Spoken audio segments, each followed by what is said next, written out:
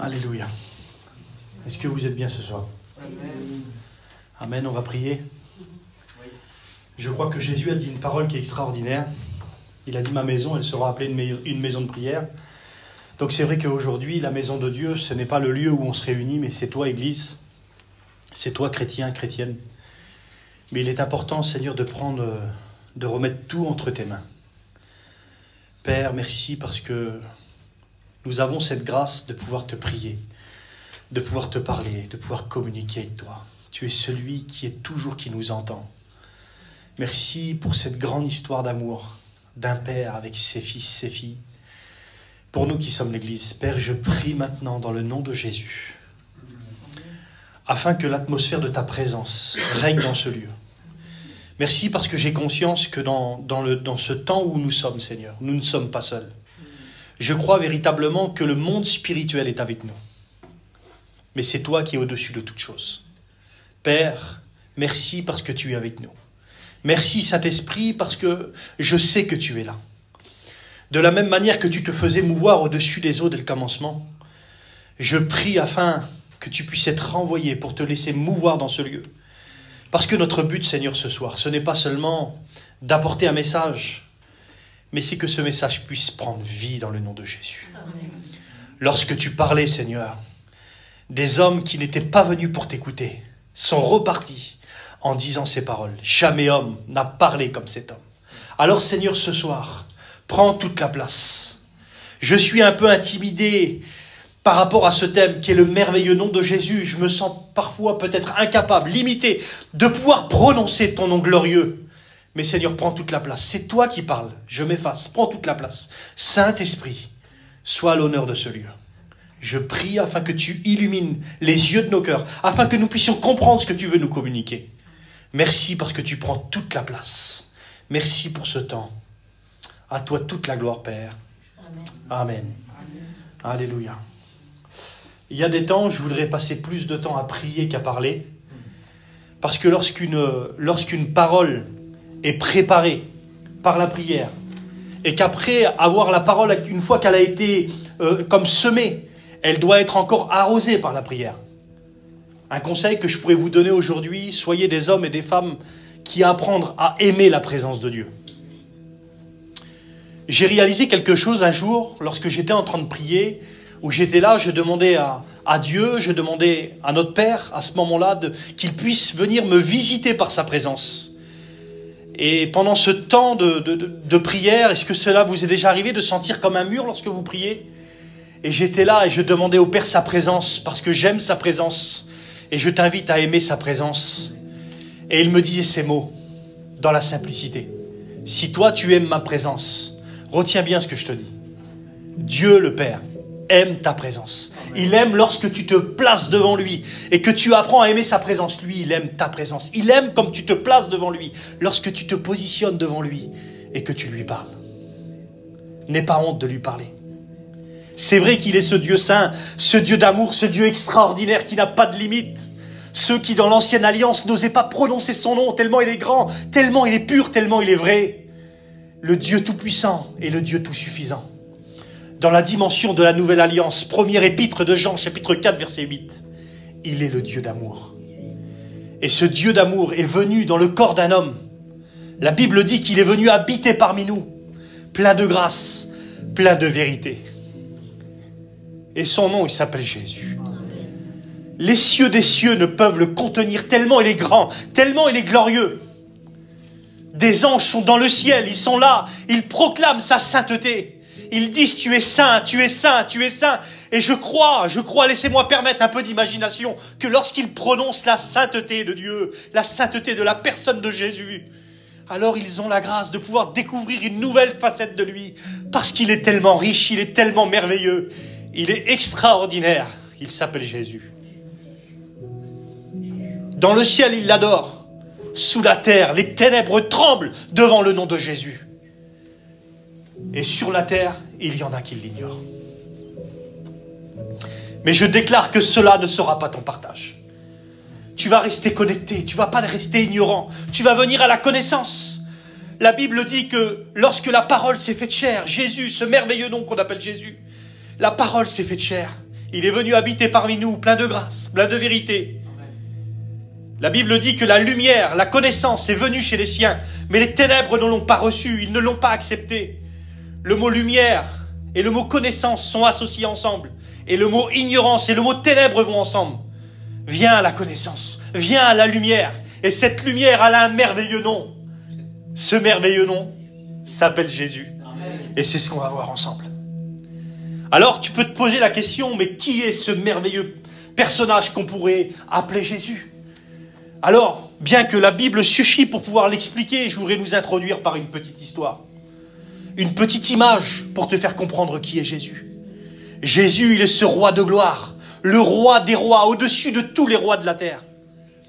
Et lorsqu'il a vu le peuple, les humains sur la terre, dans l'incapacité de pouvoir s'approcher de Dieu, et bien du roi qu'il est, il a accepté de venir habiter parmi nous. La Bible dit qu'il s'est fait pauvre pour nous enrichir. C'est-à-dire que dans son caractère, dans cette personne de Dieu, ce Dieu parfait, il est venu habiter dans le corps d'un homme avec des faiblesses. Pas des faiblesses par rapport au péché, mais des faiblesses par rapport à la fatigue. Jésus a eu faim quand il était sur la terre. Jésus a eu soif. Jésus a été fatigué. Jésus, lorsqu'il était à Gethsémane, a même connu ce que c'était l'angoisse. Il était là au puits de Jacob. Il était assis sur le puits. Il était fatigué. Mais il a connu cette condition pour que tu puisses vraiment connaître une autre dimension. Je voudrais te faire comprendre que Jésus, lorsqu'il est venu habiter parmi nous, il s'est identifié à nous. Il est venu être ce que nous, on est, des êtres humains, pour que nous, on puisse s'identifier à lui. Et ça, c'est le message de l'Évangile.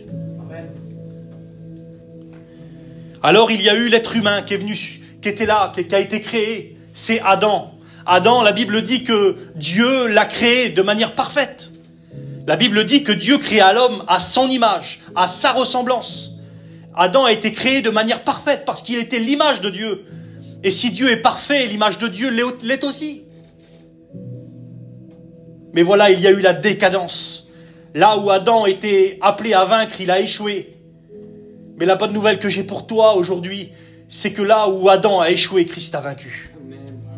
Et toi aujourd'hui, lorsque tu acceptes de porter le nom d'enfant de Dieu, lorsque tu acceptes de porter le nom de chrétien qui veut dire petit Christ, alors tu te rentres dans sa victoire. Tu rentres dans sa victoire.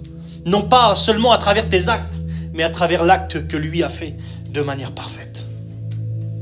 Oui, Adam, là où il a échoué, lorsqu'il a péché, lorsqu'il a désobéi, il a eu peur. Et l'homme, dans ses incapacités, l'homme dans ses faiblesses, il n'est que faiblesse, l'être humain, il a peur. L'homme dans ses faiblesses, il est là, il faillit, et là, Adam, à ce moment-là, il est faiblesse, il a peur. Qu'est-ce qu'il fait? Il est là, il se cache. Il se cache, mais parfois, vous savez que le péché et la désobéissance peut nous rendre un peu bêtes, excusez-moi du mot. Adam qui connaissait Dieu, qui communiquait avec Dieu, et il est là, il va se retrouver à vouloir se cacher devant Dieu, ou que rien ne peut lui être caché. Et il est là, il va essayer de se couvrir avec une feuille de figuier. Ça, tu peux le retrouver dans le livre de la Genèse, chapitre 3, verset 7. Et il est là, il va essayer de se couvrir. Moi, je crois que ceci représente un homme qui essaye d'essayer de pouvoir se présenter dans des bonnes conditions. La feuille de figuier, à ce moment-là, elle peut nous représenter notre propre manière de vouloir cacher nos fautes et nos erreurs. Mais si on accepte d'être honnête avec nous-mêmes. Et d'ailleurs, Jésus l'a dit lui-même que celui qui n'a jamais péché, que celui qui n'a jamais désobéi, lui jette la première pierre. Et moi qui vous parle aujourd'hui, j'ai déjà failli, j'ai déjà désobéi. Mais ce que j'ai compris, c'est que je n'ai pas besoin d'une feuille de figuier pour pouvoir cacher mon péché. Mais justement, je connais cette personne, ce merveilleux nom qu'on appelle Jésus, qui lui ne cache pas mon péché, mais il a été présenté par un des plus grands prophètes qui s'appelle Jean le Baptiste, et qui a dit, voici l'agneau, voici celui qui ôte le péché du monde. Et c'est ça qui est merveilleux. C'est que ce merveilleux nom qu'on appelle Jésus, grâce à ce nom puissant, ce nom glorieux, ce nom extraordinaire, dans le nom de Jésus, alors tu peux te tenir devant Dieu dans des bonnes conditions. Parce que lorsque Dieu le Père te voit, si tu es en Christ, si tu portes le nom de chrétien, alors il ne te voit pas avec tes faiblesses et tes incapacités, mais il te voit de la même manière que Jésus est. Et ça, au cours du message, on va pouvoir le comprendre. Donc ce que je veux essayer de vous faire comprendre à travers ce message, c'est que Jésus est venu. Jésus est venu, non pas pour cacher le péché comme on a vu, mais pour l'ôter. Et là où Adam a échoué, Christ a vaincu. Deuxième épître aux Corinthiens, chapitre 8, verset 9, il s'est fait pauvre pour nous enrichir. Il est venu parmi nous, dans le corps d'un homme. Lui qui était adoré par les anges de manière parfaite. Il est venu, il a accepté, plein d'humilité, plein d'amour. Il s'est dépouillé de la gloire de Dieu pour venir habiter, pour venir accomplir le plan parfait. Et si tu le crois alors, dis un amen. Amen. Parce que je crois que lorsque tu dis amen, dans le monde spirituel, il se passe quelque chose. C'est un pouvoir puissant. Un pouvoir nous a été donné, dit les Écritures. Et ce pouvoir, c'est d'être appelé enfant de Dieu. Alléluia. Tu peux porter le nom, tu peux porter un nom de famille important, tu peux avoir un père qui est très bien placé dans la société. Mais je crois que le plus grand nom que tu peux avoir comme père, c'est ce Père tout-puissant qui s'appelle Dieu. Amen. Donc oui, il s'est identifié à nous. Il s'est identifié à nous dans le corps d'un homme. Et ce que nous n'étions pas dans la capacité de pouvoir accomplir, Jésus l'a accompli. Et son plan parfait, son plan, c'était de venir accomplir ce plan pour que tu puisses te tenir devant Dieu dans les bonnes conditions. Mais pour que tu puisses te présenter devant Dieu dans les bonnes conditions, alors il fallait que Jésus accomplisse un plan parfait. Et le plan parfait, c'était le projet de tout est accompli. C'était le plan de la croix. Et Jésus, lui qui guérit les malades, lui qui délivrait les captifs, lui qui annonçait le message de la bonne nouvelle, une bonne nouvelle qui est tellement belle que on pourrait dire qu'elle est tellement belle que ça serait peut-être pour certains trop beau pour être vrai. Il suffit d'accepter Jésus pour pouvoir être sauvé. Le grand apôtre Paul l'a dit dans l'épître aux Éphésiens, c'est par la grâce que vous êtes sauvés, par le moyen de la foi. Et cela ne vient pas de vous, c'est le don de Dieu. Si tu places ta foi dans celui qui a tout payé, alors le salut est pour toi, la vie éternelle est pour toi, le bonheur est pour toi. Alors c'est vrai que cela ne sera pas sans lutte, cela ne sera pas sans combat. Mais dans tes luttes et dans tes combats de la vie, alors tu marches sur un chemin sûr et solide, où tu marches dans la victoire que Christ a accomplie à Golgotha. Amen. J'ai des luttes, j'ai des combats et tu en as aussi. Mais il n'y a rien qui ne peut nous arrêter si on accepte de se placer dans celui qui a tout payé. Alléluia. L'homme de Dieu a dit, nous sommes plus que vainqueurs par celui qui nous a aimés. Et si tu crois que Jésus t'aime, alors dis Amen. Amen. Alléluia. Donc il est venu accomplir le plan parfait, il est venu accomplir le plan de la croix. Et à la croix, il s'est passé quelque chose d'extraordinaire. Il y a des signes qui se sont passés puissants. Oui, Jésus, il est monté à la croix, il a été maltraité, il a été opprimé. Lui qui était adoré dans le ciel, comme il a été dit, il a accepté de venir sur la terre. Et là où il était honoré dans le ciel, il a été déshonoré sur la terre au point d'être insulté, frappé, injurié. On lui a arraché la barbe, on lui a percé son côté. Pour que tu puisses justement être vainqueur. C'est vrai que dans le monde physique, Jésus était comme dans l'échec parce qu'il était là, il était frappé, il était attaché. Mais dans le monde spirituel, c'était la victoire. Dans le monde spirituel, lorsque Jésus était cloué à la croix, les forces des ténèbres étaient en train de trembler. Alléluia. C'est vrai que dans le monde physique, Jésus était en faiblesse. Mais dans le monde spirituel, c'était le lieu de notre victoire. Amen. Jésus n'était pas là et aujourd'hui je ne suis pas là seulement pour vous apporter un message. Mais Jésus, lorsqu'il était à la croix, il est là, il a planté la croix, il était là, il a monté en situation de victoire pour que tu puisses être vainqueur. Et même la nature a été frappée de ce qui s'est passé à la croix. Tu peux et tu dois venir à la croix. C'est le lieu où tout commence. À la croix, les hommes changent, les hommes sont transformés. La Bible dit dans le livre des Romains, chapitre 5 et verset 5, que l'amour de Dieu a été répandu dans nos cœurs par le Saint-Esprit. Et c'est là, à la croix, que tout commence. Et là où tout a commencé, alors il s'est passé des choses à la croix. Le merveilleux nom de Jésus était là, il a commencé à la croix. Et à la croix, la Bible dit que les ténèbres ont envahi toute la terre.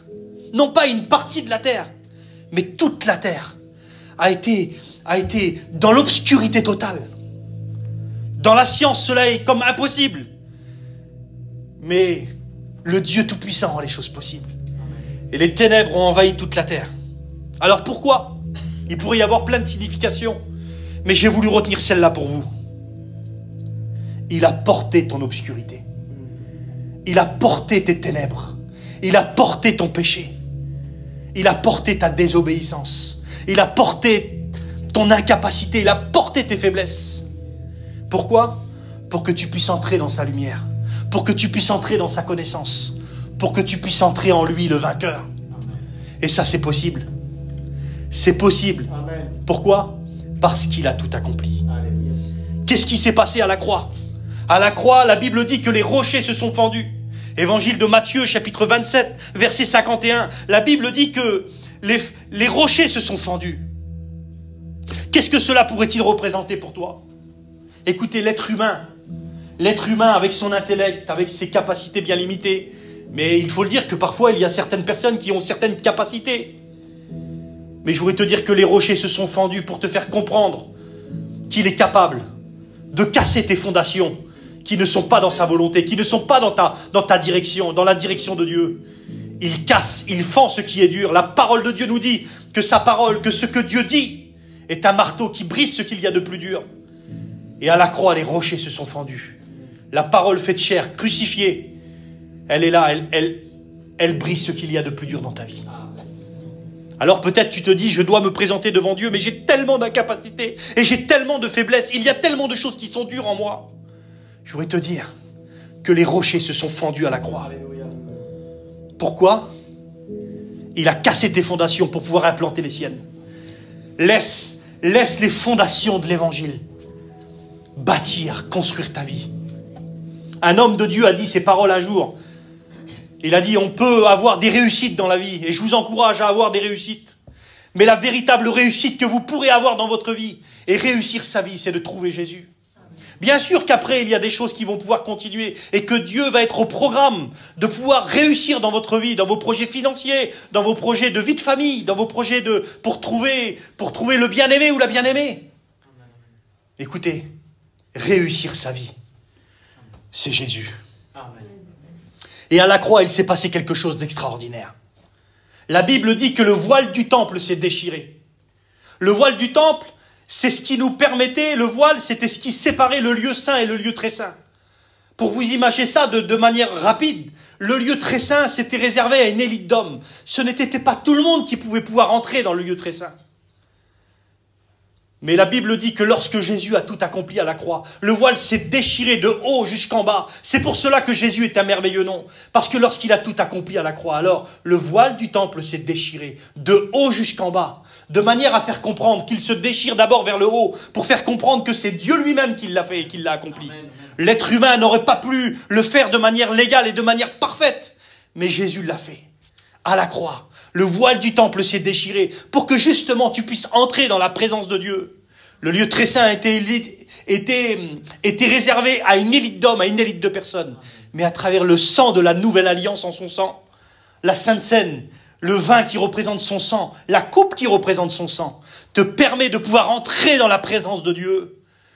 Le sang de la nouvelle alliance te permet de pouvoir entrer, non pas seulement dans le parvis, ni dans le lieu saint, mais dans le lieu très saint, mais jusqu'au trône de sa grâce, et être positionné en Dieu.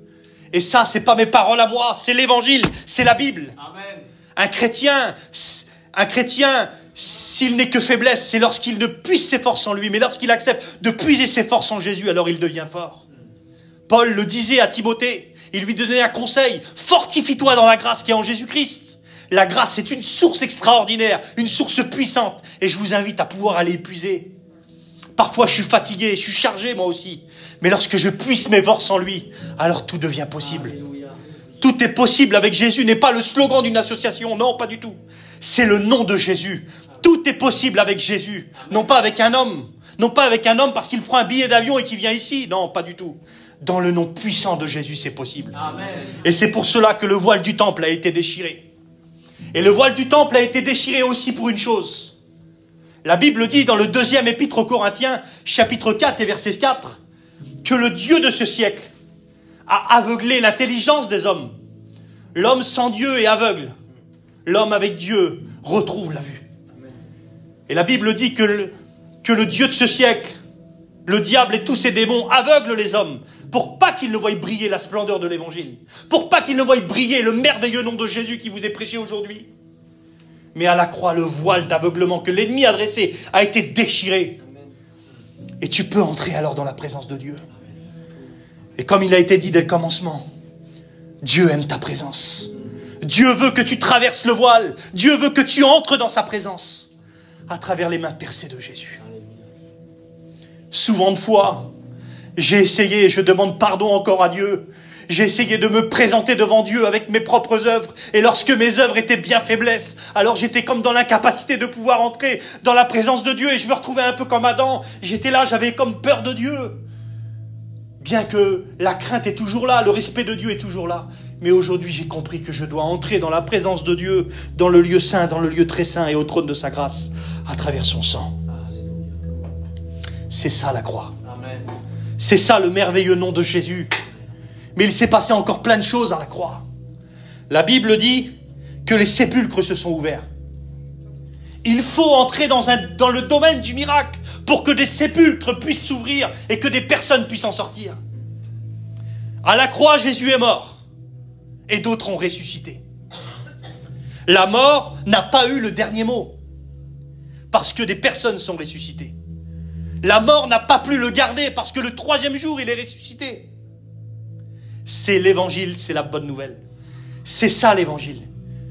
Et de la même manière que lorsque Jésus a eu soif à la croix, il est là, il a dit j'ai eu soif, on a essayé de lui apporter quelque chose pour boire. Mais sa soif, la soif de Jésus, principale, c'était que tu puisses entrer dans la dimension de ce qu'il a accompli à la croix. Il a eu soif de ta justice. Non pas de ta justice à cause de tes œuvres, mais que tu puisses te présenter devant Dieu avec la justice de Dieu. Écoute ce que disent les Écritures. Lui qui n'a jamais connu le péché. Comprenez bien que je ne parle pas de moi, ni d'Adrien, mais de Jésus. Lui qui n'a jamais connu le péché, Jésus-Christ, le saint, le parfait, a été fait péché pour nous. Et ça, c'est pas moi qui le dis, c'est la Bible. Et si tu veux les Écritures, elles sont là. Il a été fait péché pour nous. Afin quoi? Que nous revêtons la justice de Dieu. Ce qui veut dire, en d'autres mots, c'est qu'il a revêtu ton injustice pour que tu puisses revêtir sa justice. Il a endossé ton incapacité. Il a porté ton péché pour que tu puisses être revêtu de sa sainteté à lui. Je crois que c'est le plus grand des transferts qu'il y a eu dans le monde. C'est le transfert de la grâce. Le transfert du tout est accompli. Tout est accompli. Ce que Jésus a dit lorsqu'il était à la croix, ce n'était pas que des belles paroles pour pouvoir dire bien. Il a tout accompli pour que tu puisses te présenter devant Dieu dans les bonnes conditions. Et ça, c'est l'évangile. Alléluia. Et si tu le crois, alors dis Amen. Amen. Est-ce que vous le croyez que Jésus a tout accompli? Amen. Eh bien, alors lorsque Jésus il a tout accompli, il ne s'est pas arrêté là. Comme je t'ai dit, il s'est identifié à toi. Pourquoi? Pour que tu puisses t'identifier à lui. Lorsque Jésus il était là, il était à la croix, et qu'il est ressuscité le 3e jour, et qu'il a été placé à la droite du Père, eh bien, il t'a amené avec lui. Alors c'est vrai, tu vas dire, mais Stéphane, j'ai les 2 pieds sur la terre. Mais écoute-moi, tu as une identité terrestre, où il y a notre frère Adrien, il s'appelle Adrien Debar. Mais dans le monde spirituel, il s'appelle enfant de Dieu. Amen. Peu importe quel est ton nom, peu importe de quelle famille tu viens, tu as un pouvoir extraordinaire d'être appelé enfant de Dieu. Et ça dépasse tout. Je me souviens lorsque j'étais enfant, un peu ignorant, j'étais fier du nom que je portais, parce que mon père, dans certains endroits, avait une bonne réputation. Mais lorsque j'ai compris l'évangile, je suis devenu fier de mon Jésus. Amen. L'évangile, c'est pas un conte de fées. C'est une vérité absolue. Qu'est-ce qu'il a fait? Alors il t'a amené avec lui dans sa victoire. Et aujourd'hui, face à tes problèmes, face à tes difficultés, tu as un pouvoir extraordinaire. Écoutez, lorsque Jésus nous a amenés avec lui à sa droite, où la Bible dit dans le livre des Éphésiens qu'il nous a fait asseoir ensemble, il nous a fait ressusciter avec lui, et nous a fait asseoir avec lui dans les lieux célestes. Alors ce n'est pas une place que nous allons avoir lorsqu'on va aller dans le ciel pour l'éternité, mais c'est quelque chose qui est déjà acquis aujourd'hui. Ou lorsqu'il y a ta difficulté, alors tu es au-dessus de tes problèmes. Non pas à cause de tes capacités à toi, mais à cause des capacités de Jésus. Écoute, tu as procuration du nom de Jésus. Je m'explique. Ma mère, parfois, je reçois un recommandé à l'adresse de mon ancien domicile, et puis ça me fait faire quelques kilomètres. Et donc elle me dit toujours, mon fils, il faut que tu me donnes procuration pour que ça t'évite de te déplacer et que tu puisses aller le chercher. Et bien dans le monde spirituel, lorsque tu as reçu ce pouvoir d'être appelé enfant de Dieu, tu as une procuration spirituelle où tu as le droit de prononcer le nom de Jésus. Et lorsque tu as cette procuration dans le monde spirituel, alors ce qui te permet de te présenter devant le guichet de ta maladie, devant le guichet de tes problèmes, peu importe quel est le nom de ton problème. Ton problème il pourrait s'appeler divorce, il pourrait s'appeler colère, il pourrait s'appeler haine, il pourrait s'appeler tristesse, angoisse, peu importe quel est ce nom. Tu as procuration du nom de Jésus. Amen. Et je voudrais te dire que lorsque tu prononces le nom de Jésus, écoute, l'œuvre des ténèbres, elle tremble. Et c'est pour ça qu'aujourd'hui, j'ai eu beaucoup de combats à venir ici. Et c'est ça qui m'a motivé. Et c'est ça qui m'a motivé, de pouvoir vous dire que vous avez procuration de ce merveilleux nom qui s'appelle Jésus. Et non pas à cause de moi, mais à cause de lui. Et lorsqu'il est arrivé, qu'il était à la croix et qu'il a dit que tout est accompli, c'est qu'il savait que tu pouvais avoir procuration de son nom. C'est pour cela encore aujourd'hui que 2000 ans après, que la Bible dit qu'il n'a pas changé, qu'il est toujours le même hier, aujourd'hui et éternellement. Pourquoi ? Parce qu'il est toujours en capacité de pouvoir guérir. Il est toujours en capacité de pouvoir délivrer les captifs. Il est toujours en capacité de pouvoir restaurer ceux qui ont le cœur brisé. C'est le nom de Jésus. Alors écoute, je ne sais pas quels sont tes projets. Je ne sais pas ce que tu as préparé dans ta vie. Mais écoute-moi, entre dans le projet de Dieu. Entre dans le projet de Dieu. C'est entrer dans la victoire. Je suis conscient, je suis propriétaire d'un petit chalet en bois qui vaut pas grand-chose. Mais j'ai dans l'objectif d'apporter quand même un jour un petit héritage à mes enfants. Pas seulement avoir une petite maison, préparer leur mariage, pour nous, pour nos traditions, et leur payer une petite voiture pour leurs 18 ans, non pas du tout. L'héritage que je veux laisser. Laissez un héritage. Le nom de Jésus. Amen. À vos familles, à vos enfants. Il y en a qui se perdent autour de nous. Mais si vous leur annoncez l'évangile, non pas la religion, mais le véritable évangile, alors à ce moment-là, les personnes seront transformées. Alors écoutez, on ne va pas aller plus loin. Il y aura encore beaucoup de choses à dire. Mais je voudrais qu'on puisse prier. Amen. Père, nous avons pris conscience que nous avons procuration du nom de Jésus. Et je voudrais maintenant que ceux qui ont réalisé, ceux qui ont pris conscience qu'ils ont procuration du nom de Jésus, que ceux qui ont pris conscience qu'ils sont passés par la croix, que ceux qui ont pris conscience que le voile du temple s'est déchiré et qu'ils peuvent entrer dans la présence de Dieu, que ceux qui ont pris conscience que les rochers se sont fendus, que ceux qui ont pris conscience de tout ce qui s'est passé à la croix. Alors écoutez, on va se lever en signe de victoire. Levons-nous ensemble, Église de Dieu. Et on va commencer à prier le Dieu puissant, le Dieu tout-puissant et le Dieu tout-suffisant. Et on va réaliser qu'on a procuration du nom de Jésus. Alors écoutez, je ne sais pas comment s'appelle le nom de ton problème. Je ne sais pas comment il s'appelle le nom de ton problème. Mais on va commencer à se positionner dans la prière. Père, je loue et glorifie ton nom. Je lève mes mains en signe de victoire. Mais celui, je sais, qui a levé les mains en signe de victoire, c'est toi, mon merveilleux Jésus à la croix. Tu as levé les mains en signe de victoire pour nous entrer dans ta victoire triomphale. Seigneur, tu nous as amenés avec toi dans ce cortège de triomphe. Et aujourd'hui, tu nous as positionnés avec toi dans les lieux célestes. Alors tout ce qui voudrait nous empêcher de vivre l'évangile, je le brise maintenant dans le nom de Jésus. Et je déclare que j'ai procuration du merveilleux nom de Jésus.